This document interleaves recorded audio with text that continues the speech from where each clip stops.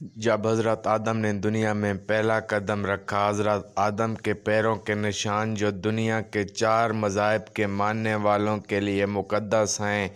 حضرت آدم اللہ تعالیٰ کے بنائے ہوئے پہلے انسان تھے، انہیں مٹی سے بنایا گیا تھا، اور ان کی تخلیق کے بعد حضرت آدم کو ان کی اہلیہ حوا کے ساتھ جنت میں رکھا گیا۔ البتہ شیطان کے حیلوں میں آ کر اللہ کے حکم کی بھول سے حضرت آدم اور حوا کو بعد میں زمین پر بھیج دیا گیا۔ تاریخی حوالوں کے مطابق جب وہ زمین پر پہنچے تو حضرت آدم نے اپنا پہلا پاؤں سری لنکا کے ایک پہاڑ پر رکھا، جسے آدم کی چوٹی کہا جاتا ہے، جسے سری پاڈا بھی کہا جاتا ہے۔ یہ خیال کیا جاتا ہے کہ پہاڑ کی چوٹی پر پاؤں کی شکل کا وہ نشان ہے جہاں حضرت آدم کا پاؤں زمین کو پہلی بار چھوا تھا۔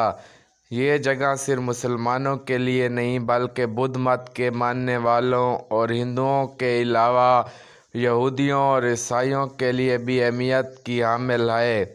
آدم کی چوٹی کا سفر ایک معتبر سفر سمجھا جاتا ہے اور ہر سال ہزاروں لوگ چوٹی کا سفر کرتے ہیں۔ اس سفر کو عام طور پر اندھیرے میں شروع کیا جاتا ہے تاکہ صبح تک صاف اور واضح منظر دیکھا جا سکے۔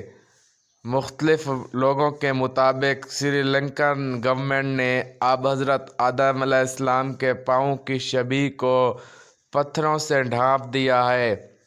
حضرت آدم کی تخلیق اور زمین پر ان کے پہلے قدم کی کہانی اسلامی روایات میں بہت اہمیت کی حامل ہے، کیونکہ یہ انسانیت کے آغاز اور اللہ کے احکام کی اطاعت کی اہمیت کو ظاہر کرتی ہے۔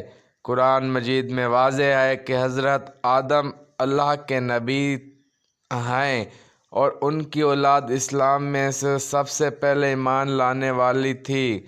حضرت آدم کی کہانی اس لیے بھی اہم ہے کہ یہ مومنوں کو نافرمانی کے نتائج اور اللہ سے معافی مانگنے کی اہمیت کے بارے میں درس دیتی ہے۔